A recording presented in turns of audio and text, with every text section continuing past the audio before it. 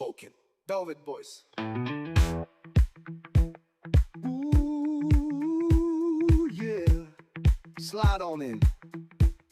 You're now tuned in to the Black Deth 101 podcast, where the streets talk and the reels roll.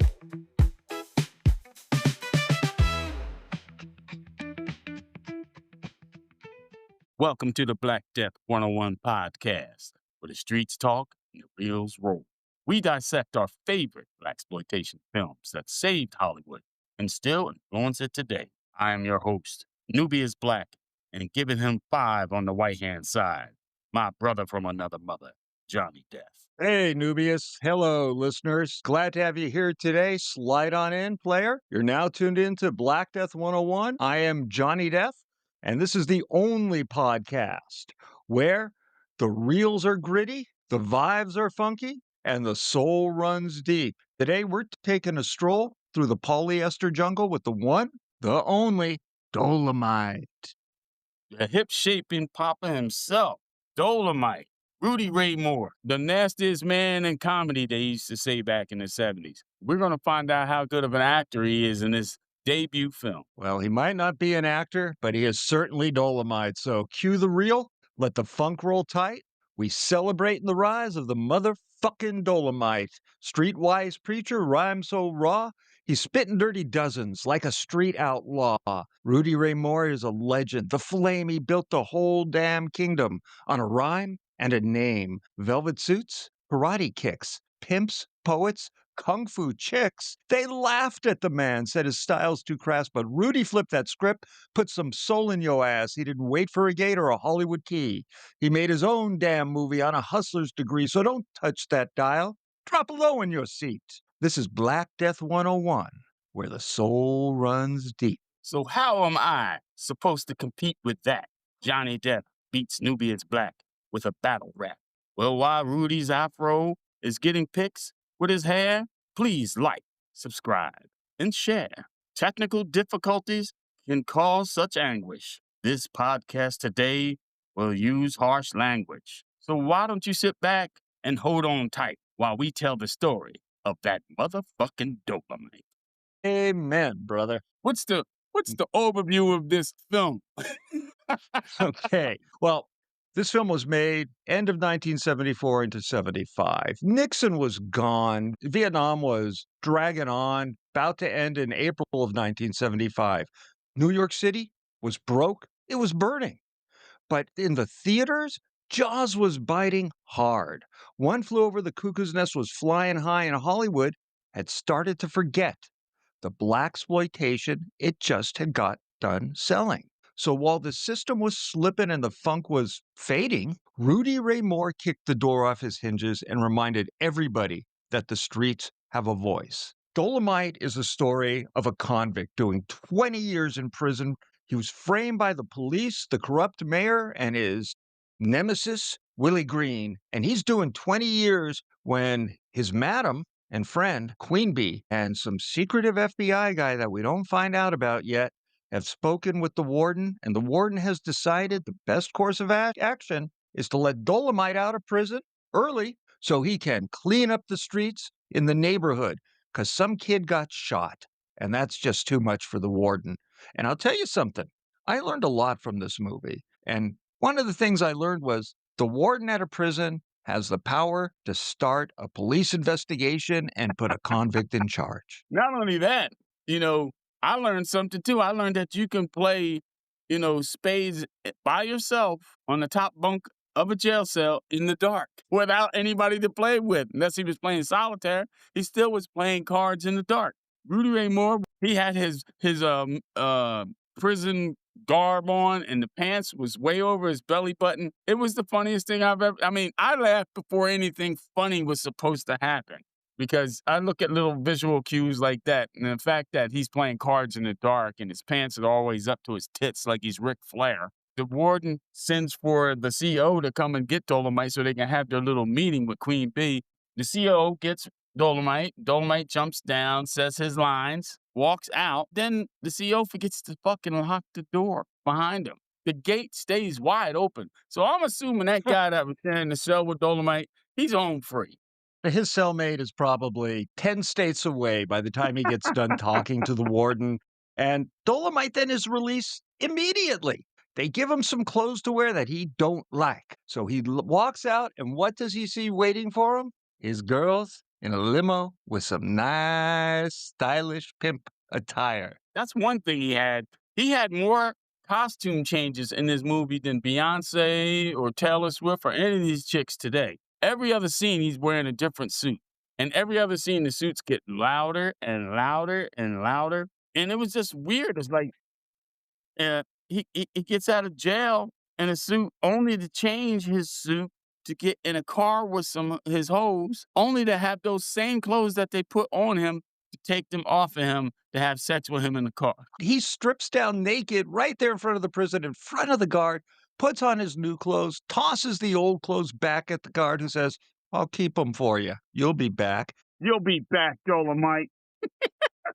He's in the car. He's banging or doing something with his girls, and he realizes there are a couple of hitmen on his tail, out to kill him his first minutes out of prison. Car chase ensues, and Dolemite pulls over. The guys get out, and Dolemite, along with his new clothes, has a machine gun. Out of nowhere. I didn't understand how they were having flashbacks in this film before Dolemite got released that told you the story to set it up of how Dolemite was set up by the man, and Dolemite's living in this nice suburban neighborhood with palm trees and shit. And That looks like one of those Spanish colonial homes in Beverly Hills. yes. And he comes walking out in attire you would think Bob Hope would have worn in 1932 playing golf, only nuttier. And then the cops pull up, missing hubcaps on their cars. Look like they just borrowed or had the cars they owned. They pulled up. They harass Dolemite and go straight to Dolemite to tell him to open his trunk, where they find fur coats, because, brothers always stealing fur coats, and a bunch of drugs in the car. And then the first fight scene happens. It's not in slow motion, ladies and gentlemen. This is just how fast they were moving. It is the best fight scene ever, where they don't have the 6-inch rule. It's more of like the 6-foot rule, where the foot is nowhere near the body, but it is what it is. This, like you said, this was a passion project, and Rudy Ray Moore said, damn all that shit. I don't need to be a professional in nothing. We're going to figure this shit out. And we busting balls here. We're having fun with this movie, but you got to understand, I mean, long story short, you go, he had the balls to pull this shit off. A lot of people would go, I don't have the money. I don't have the experience. I don't have any of this stuff. I can't make a movie. Rudy Ray Moore is telling you, anybody can make a movie. Not only that, he could take $100,000 and turn it into a fucking pot of gold. And he did. But that doesn't explain the fact that he hip tosses a guy over the bush. The cop gets up, he jumps, slips, like he trips over a grip or something, falls on his face, pops back up, and he's a totally different guy. He transforms into a different guy in his clothes to arrest Dolemite. It is the best scene. You're going to hear that a lot in this movie. It's the best scene ever because this movie is fucking insane. He punches one cop and the guy rolls into the trunk. I had to watch that like 5 times. He's like, fuck it, trunk's open. I'm going to dive in here and snuggle up with these fur coats and these bags of cocaine. And when Rudy Ray Moore is in the car and they're being chased, I guess they're having oral sex. I really guess, because it looks more like she's licking lint out of his belly button. Because it's all in the wrong spot. Come on now. Human beings are basically shaped the same no matter how big, how small, what color you are. All our parts are basically in the same area. Not with Dolemite. His shit just moves around. It is the funniest thing ever if you pay attention. Yeah, but Dolemite gets out and with his hit squad, I don't know how he had the time since the bad cops were right behind him. He had enough time to get out of the car. He didn't roll out the car. He got out of the car and still had time to hide, and the ladies could park just so the cops could frisk them. And Dolemite came out with a Tommy gun. Yeah, because it's 1970s. In 1975, everybody had a Tommy gun. He had a Tommy gun, and he's shooting people. So for a guy who went to jail on a drug charge and a robbery charge of fur coats, he's murdering people in broad daylight. Only in America. 5 minutes out of jail. 5 minutes out of the prison. Only in America. We should explain a little bit about the origin of the Dolemite character, which came from the oral tradition of toastin'. Now, this was rhyme street poetry, originally begun by bums passing around a bottle or guys in the pool hall. You toast someone and then you hit them with a raunchy rhyme. These were passed around like sacred scripture, barber shops, pool halls, back alleys. Rudy turned that into albums like Eat Out More Often and This Pussy Belongs to Me. Nasty, wild, underground hits. He literally sold them out of the back of his car. And in 74, he decided when no one would give him an acting job, he raised 90 grand of his own money, borrowed some from some shady characters from his record producers. He mortgaged his record albums and set out to make a movie with a bare bones crew, a funky ass wardrobe, and an iron will. He didn't wait for all Hollywood. He made his own damn Hollywood. As they're getting this ready, they're thinking they need at least one name. They've got Jerry Jones. He's writing the script with Rudy, and he's had some small acting parts, most recently in The Long Goodbye with Elliot Gould. But they're at a strip club one night trying to plan this movie because we're better to plan. And in walks Dervell Martin. Dervell Martin was an actor, a real one, and he wanted to direct. He didn't want to give Rudy the time of day until Rudy offers him the director's chair. Dervell was that cool brother that you'd spot in dozens of flicks like Guess Who's Coming to Dinner, Sheba Baby, and our next movie that we're going to do, Black Caesar. Rudy needed a name for credibility. Dervell needed a paycheck. He wanted that director's credit even more than he wanted the paycheck, and the result is something like a kung fu comedy, grindhouse, shot in 16 millimeter, Shakespeare fever dream. And we shouldn't sleep on Jerry Jones. As I said, he'd been in The Long Goodbye, and he had just been in Jonathan Kaplan's The Slams, so he had a little Blaxploitation cred. Jones was really Rudy's secret weapon. Co-writer, actor, the cool hand behind the chaos. And at the beginning, the warden tells Dolemite that there's a FBI agent that we're working with, but I can't tell you who it is. He will reveal himself when the time is right. And that, my friends, is turning a smile upside down. It's just it's just so bizarre that it works. It really does. For as crazy as this film is, it does work. And having Dervell Martin direct as well as playing Willie Green, if you watch the past films that you talked about, he is a competent actor. But I love the fact that I don't want to say dumbed himself down, but I don't know how else to put it.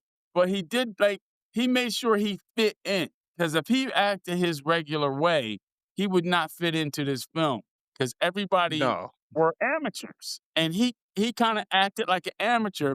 If you didn't know that Dervell Martin was a legitimate actor, you'd be like, he's part of this crew too, with Lady Oh, Reed yeah. and Brendan Long and Rudy Ray Moore. And same with Jerry Jones. Jerry Jones goes in there and he's like a fucking zombie. To me, he's the most funny fucking person in there because some shit would happen. Brutal, bloody, dangerous. And he would come in there with this deadpan delivery and straight face. He's letting you know he's being affected by this shit, but by his physicality, you'd never know. You just think he's sleepwalking through this shit. You would never know that this guy was A, legitimate actor and a great screenwriter. And B, he was the secret FBI guy who, right at the end of the movie, finally reveals himself.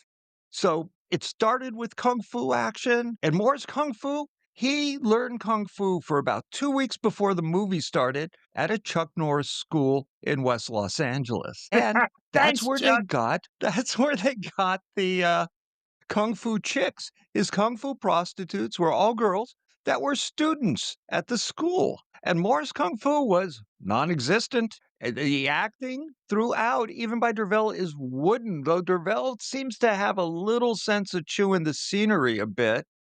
Yeah. The boom mics, visible. Look at the Everywhere. top of the screen. Watch the bottom of the screen. They're always poking in. On a sunny day, look at the shadows and you'll see people that's not supposed to be there or there. The soul is real. Every fight scene is really a symphony of bad stunts and beautiful audacity. Every joke is a filthy prayer, but a lot of these scenes were actually shot with proper setup.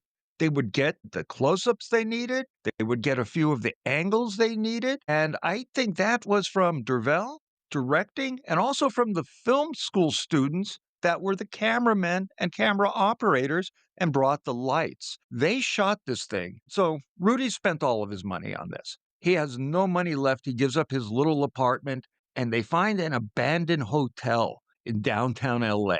Rudy, hustler that he is, makes a deal with the owner that if they clear out all the junkies, bums, and rats, that they could use the building free. So they clean it up, they get everyone out, they sweep it, they polish it, they set up all their sets in this old abandoned hotel. Rudy moves in.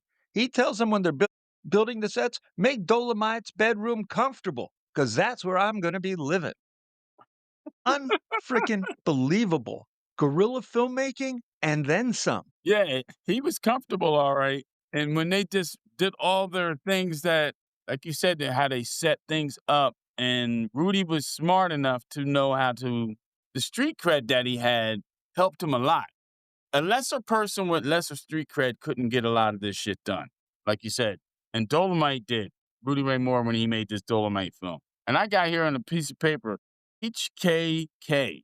And I forgot what that meant. And then I just realized when you were telling the story, Hoes No Kung Fu. And that was the funniest thing ever that, it's funny, but it makes sense. If you're going to do a dangerous job like that, you're going to encounter some creeps that want to get too touchy-feely when you ain't ready to get touchy-feely with. Then if you got hoes knowing Kung Fu, they can touchy-feely back, but that feely ain't going to feel good because, they was kicking ass. They were legit. You can tell, like you said, in the final scene of the climactic fight, everybody who was fighting was legit. I mean, the camera work was pretty tight. That's when the camera work tightened up really well, and you didn't see boom mics and shadows and shit like that. But they even got to the point where they're like, yo, Rudy, sit this one out. We're going to have a stunt double do your shit in the dark. and it made it it's look night like and he could day. fight. Right. It's night and day. But again, great fucking story. The story is so basic. He's cleaning the streets because of what was the fucking kid's name? Little Jimmy? Or some Little shit like Jimmy that. got shot. There are a couple of different stories about it. First, he was a grown Yeah. man walking with his girlfriend. Next thing you know, he was a little boy named Little Jimmy. So is it two people Jimmy or is it one walking person? home from school. He was actually even going to school. He was a good kid. So Dolemite has left the prison. He's gone back. He's retrieved his wardrobe. And as he says, I'm going to get Willie Green. He returns to his nightclub, which is now run by Willie Green's goons. And he goes into the back room and he rips up some carpeting. And in the floorboard, he had stashed some cash, 50 grand, which is what he has decided he owes Willie Green. He throws that money on the table where the goons are sitting and he tells them, club's mine. Get out. That's how I bought my house. I walked in there with all this money and I walked up to Whitey and threw it in his lap and said, get out. This is my house. And they didn't sign a deed or nothing. I'm still waiting for them to take it back after they spent all my hard-earned cash. Because that's how real estate was done in 1975. Right. It's just a wacky fucking film. And like the girl said, what was her name? I think she was, I'm trying to look up her name, but I think they just, right now, it's like Dolemite Girl #1. And they were like, what are you doing here, girl? Remember the thugs were auditioning dancers. And she goes, I'm not here to dance. I'm here for Dolemite. And her delivery was as wooden as mahogany. But it was the best fucking delivery. Again, that is not a scene you're supposed to be laughing at. But, you're laughing when you see this shit because you're going, God damn, that's the take they kept? Imagine the takes they didn't keep. I'm pretty sure it was like one take Jones through this whole thing. Because like you said, they were using scraps of film. They weren't getting no fucking brand new pieces of fucking reels. When you're shooting on film and you're doing it in the cheap, and I know this because I've done this, there are places that, let's say a major motion picture is shooting and the director yells, cut, print it, and there's still maybe 2 minutes of film left in that camera. Those are the short ends that you buy dirt cheap. It means you have to keep constantly reloading your magazines, but you should have one guy just doing that. That's how you get it done. They were shooting on scraps, and at any rate, while the girls are there waiting for Dolemite to take back the club, police detectives especially the corrupt, I think it was Detective Mitchell.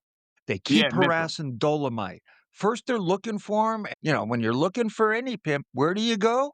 You go to the local church. What was his story with Reverend Gibbs? I'm still trying to figure it out. Yeah, he had a combination of preaching Christianity when Whitey was around, but when Whitey was not there, he was preaching a go home to Africa type of a motif.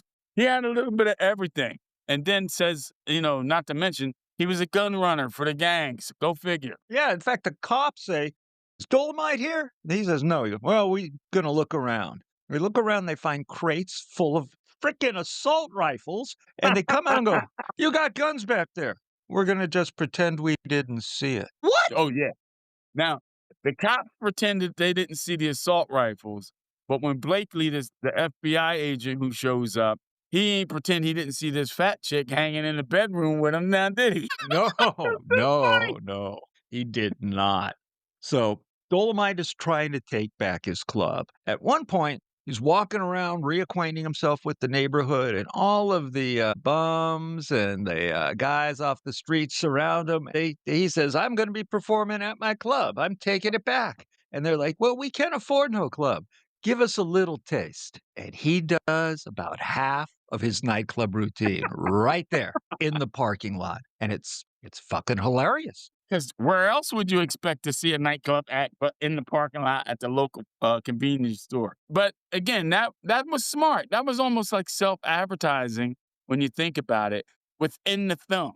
This film did a lot of that. This film did self-advertising within a film, which is now everybody does. It also Mhm. had like flashbacks.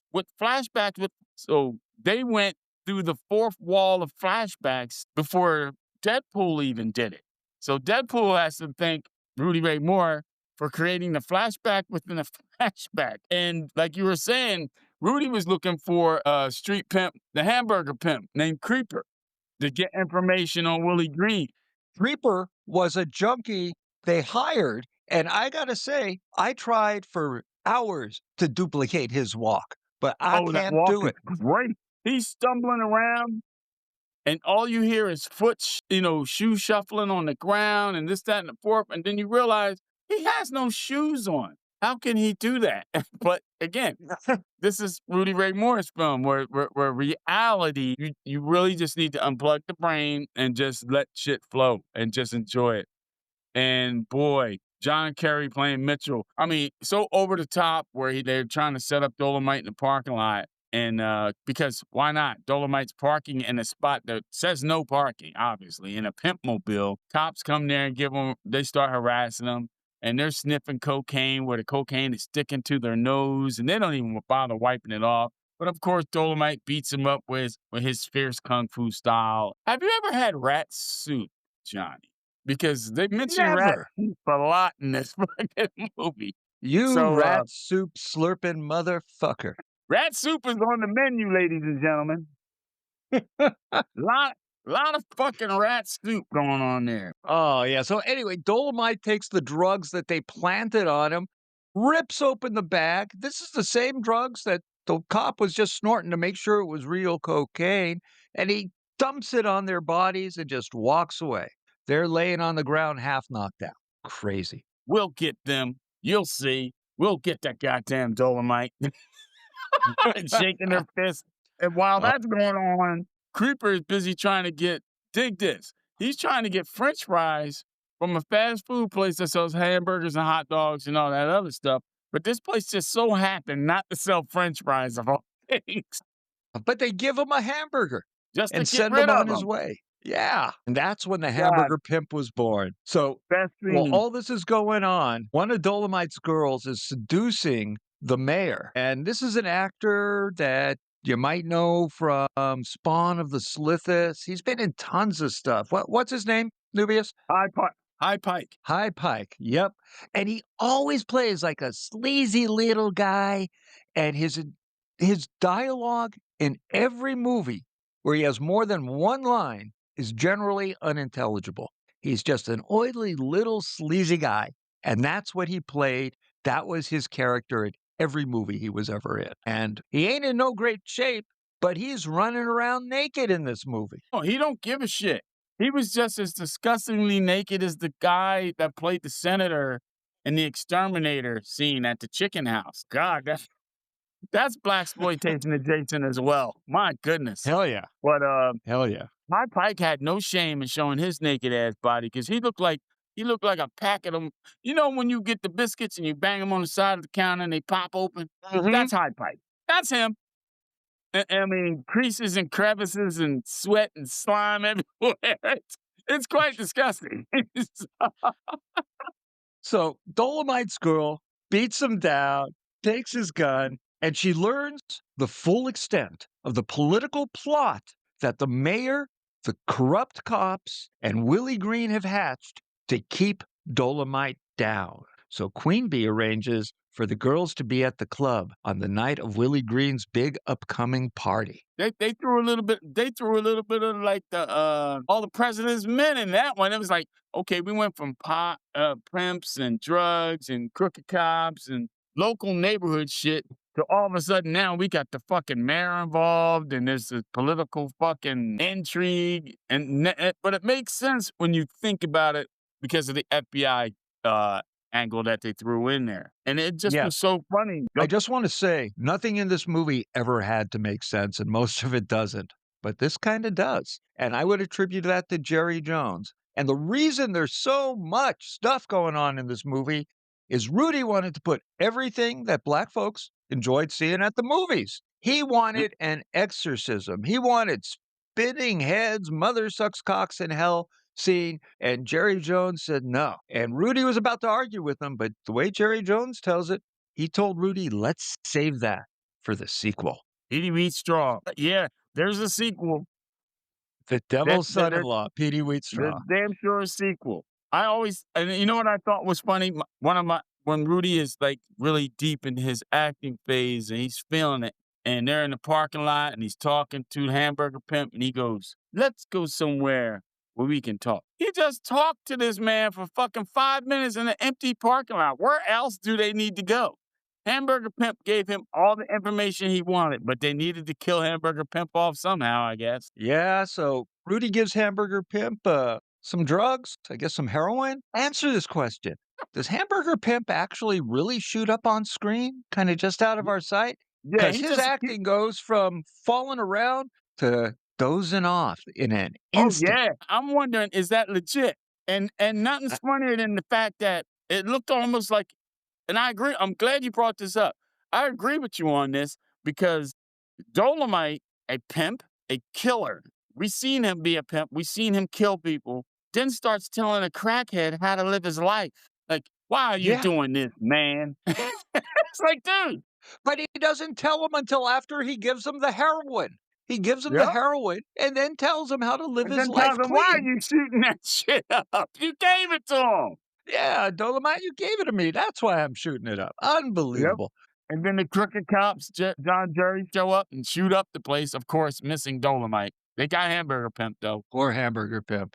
But Dolemite, he gets away, and he learns the full extent of everything that's going on against him. So they storm.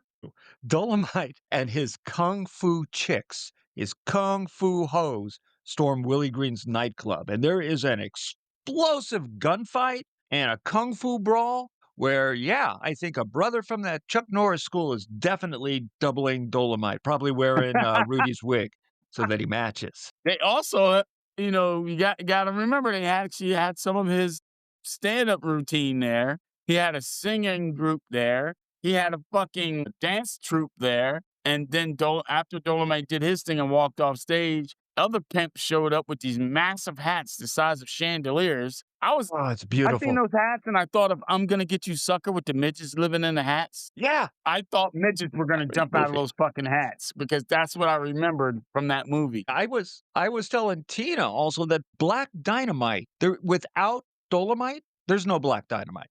Nope. I mean, Dolemite had Queen Bee, Black Dynamite has Honey Bee, and Black Dynamite has the sidekick that talks like Dolemite. Always in rhyme. Yep. Man, yes.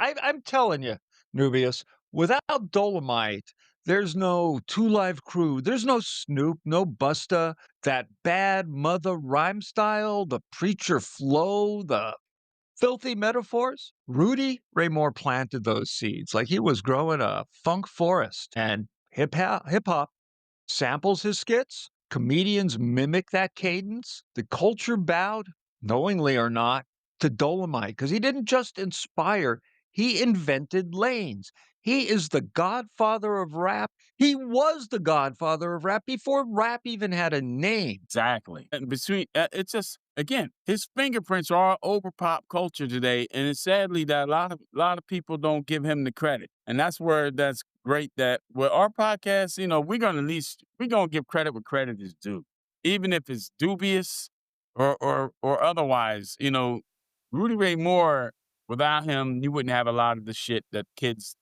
I hate to say it, like sound like old man, where kids today are enjoying.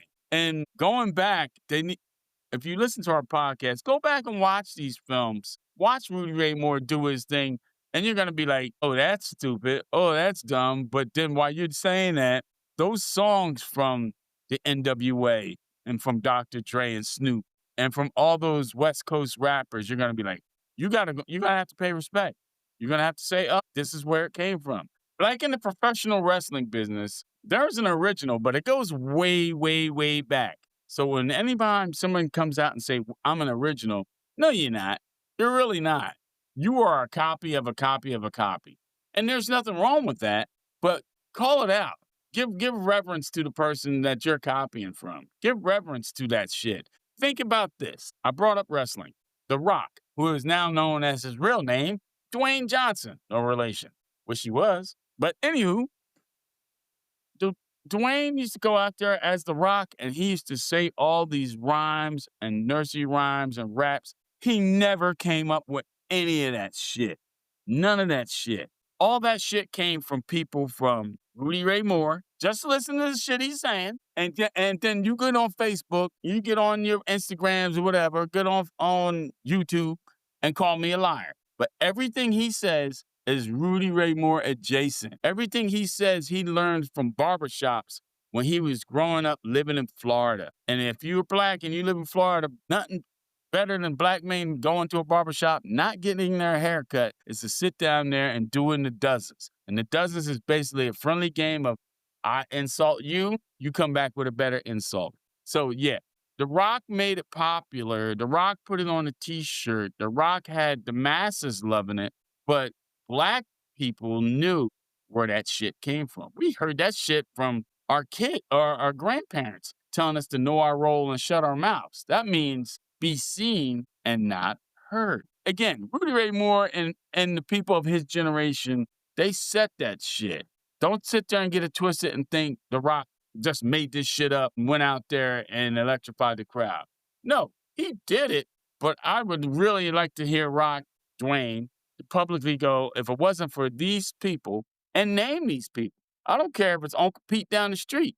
You can't keep blaming everything and giving credit to his Samoan heritage when black people, mainly poor black people from the inner streets, like his father was, even though he wasn't American, his father was Canadian, but his father made his living primarily in America. It's the same stuff, dude. It's the same stuff. And it all boils down to people like Rudy Ray Moore. And we need to tip a hat to that motherfucker. At least fucking pour a little bit on the ground for the brother who ain't here. Yeah, and I just want to, since you mentioned wrestling, I just want to add, at one point in time, I was a little guy watching Johnny Carson on The Tonight Show, and the reason I was watching, guest was Muhammad Ali. And he tells Johnny, my whole shtick I got from Freddie Blassie, the wrestler. He tipped his hat on live network television to Freddie Blassie. I think The Rock could maybe do a little tip of the hat to Rudy. I think that would be well deserved. And Freddie Blassie got his shit from Gorgeous George, the originator of the fucking promo and the flamboyant character. So yeah, Dolemite and his kind really set the pace for this shit. But like you said, they had the massive fight at the nightclub. Fists are flying, bell bottoms waving in the wind, afro wigs still on, throwing hot fucking grease in people's faces while Dolemite's stunt double does his great fight in his dressing room, ripping out Willie Green's guts, Bruce Lee style.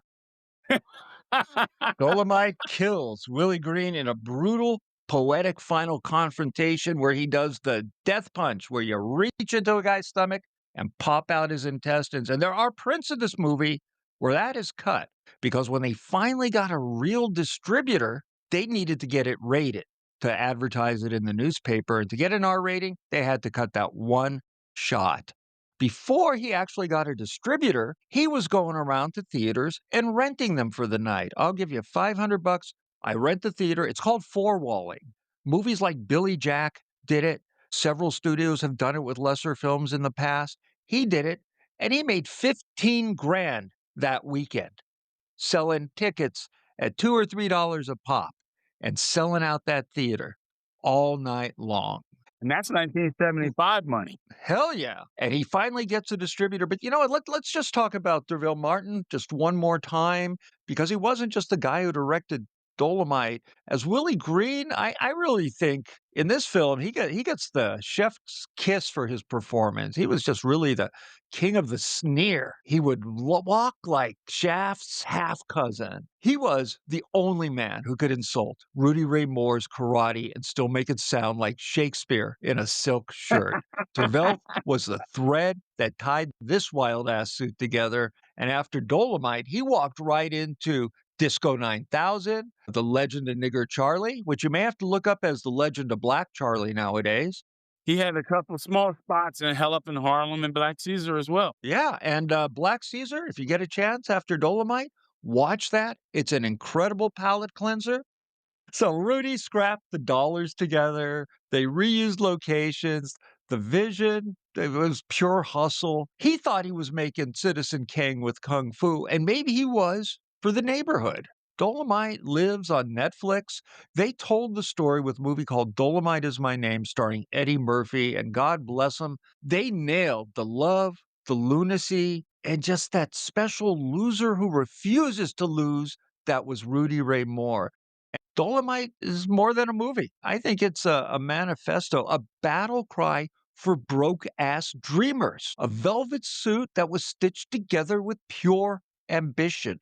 He made sequels. We mentioned Petey Wheatstraw, The Devil's Son-in-Law, but there's a direct sequel he made right after, The Human Tornado, where he's playing Dolemite again. And then he went maybe just a bridge too far with Disco Godfather, which Yeah, is at that time, incredibly entertaining. But it at comes that out time, after the disco disco was phase. dying, and so was the Blaxploitation film industry was pretty much on life support, just like disco. And yeah, if this movie would have came out in the beginning of the disco era, I think it would have worked. But again, Would have been timing huge. is everything. Yeah. And I remember before we shut it down, I remember years ago at Schiller Theater in North Jersey, a friend of the show, a friend of us who passed away a few years ago, Chaos. Anthony Chaos Anderson, aka Anthony Kevin Anderson. We were good friends to the point where we were like brothers. We did nothing without knowing about it, each other. We were just that tight. And to the point, ad nauseum, people were, looked at us like, yo, what's up with these two guys? Dude, the love was real. We were really tight. We did everything. We got into the pro wrestling business together. We got in the podcasting business together. And we traveled going from wrestling events to wrestling events and also going to all these horror conventions. And we go there one day. We go there to go see Billy D. Williams because it was one of his first convention deals. And he's signing, Star Wars fans knew who he was, the only black guy in the galaxy at the time. So everybody was lined up for that. And I'm wondering, who's this little old man sitting under this tent that no one's talking to? So we go there and we go to rap. And there he is. Rudy Ray Moore sitting there in his fucking gear. I'll have to find the picture. I'll post it on our Facebook page of Black Deth 101. And he was the nicest, sweetest old man. And we didn't push where we wanted to hear his act. We just wanted to talk to him. And he really enjoyed the fact that we wanted to talk to Rudy Ray Moore and not Dolemite. And Chaos, being Chaos, is screaming, why are y'all people just walking past one of the greatest comedians that ever lived? This is Dolemite. Y'all don't understand that this is Dolemite? And more he's yelling, more people start lining up. And people start lining up. Because the line for Lando Calrissian was way too long.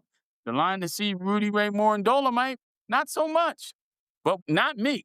Chaos did it. He made that line stretch, and he was so thankful and was so glad because it looked like in his eye that spark was just starting to fade. And then he seen that line, and Chaos gave this guy life. And I never forget that. He gave us a CD of a really bad hip hop album called The Hip Shakin' Papa. I posted the cover on our Facebook page, and he signed it. He was very appreciative, and it was almost like Chaos was like the Lone Ranger. He showed up, he did his shit, tipped his hat, got on his horse, and rode away. It was just very poetic, and I get teary-eyed thinking about it because it was just so cool to see one of my favorite comedians with my best friend, and they got together and they made something happen. And he would always do shit like that. So also, not to mention that this is just for Rudy Ray Moore and the Dolemite movie that we are talking about. We're going to dedicate this show to Anthony Kevin Anderson, a.k.a. Chaos. We miss you. Great guy. Great guy. We miss him. There are not too many people, barely a handful, that I invited to dinner when I turned 60, and you and Chaos were there. Yeah. We went to a Mexican joint. That was some good food. It was. It was. Unfortunately, that place is gone. COVID killed it. They just couldn't Wow. stay open, man. So I guess we should wrap up. Let's have a sudden ending like this movie did. So what are you going to do next there, Johnny? Next time anyone tells you you're crazy for chasing a dream, look them in the eye and say, I'm going to be bigger than Rudy Ray Moore and Dolemite, baby. Because that's the way it is. We're coming back to you next episode with Black Caesar, an incredible movie. And after that, we're going to be in October. And October means Blaxploitation horror. Yeah. A Scream Blackula Scream is a given, but there is such a trove of excellent crossovers. There's JD's Revenge with one of the most incredible performances. Abby. Hell yeah. Abby, originally titled The Blaxorcist until Warner Brothers sued them and they changed the name to Abby. Dr. Black and Mr. Hyde. Great film. Sugar Hill. Yes, Sugar Hill, my favorite. Yeah, so, we got October's on lockdown. Is what Johnny's trying to tell y'all. It is locked down with black horror. There's not a lot of it. Again, you're so used to seeing if there's in a horror movie a black guy there just for fucking padding the kill count. Not so much in this because the black actors are the main antagonists or protagonists of these films. So yeah, October is going to be a blast. Come back. Y'all need to see this shit. This has been Black Deth 101, your one-stop shop for cinema's underworld royalty. If you liked what you heard, hit that subscribe, rate us 5 stars, share this podcast with your funky uncle. You'll remember. And we'll be back. Same black time. Same black channel. Peace. Let me tell you something, Jack. They said I was too raw for the stage, too bold for the screen, too dirty for the dream. But I spoke my truth in rhyme and time. I was the underground king. He came from Arkansas, worked the clubs in L.A., sold records out the trunk just to make his own way. He was dirty, he was loud, he was preaching in rhyme with a cane in his grip and revenge on his mind. They laughed at the man, said his style was too crass, but Rudy flipped that script, put some soul in your ass with a kung fu kick and a fur-lined coat. He told the man straight, stick that badge down your throat. Dolemite walked in like thunder in the night, rapping dirty justice, and he's down for the fight with Queen Bee riding and his ladies in line. If you mess with Dolemite, you just cross the line. He wasn't no actor, he made his own show, cut film in the back.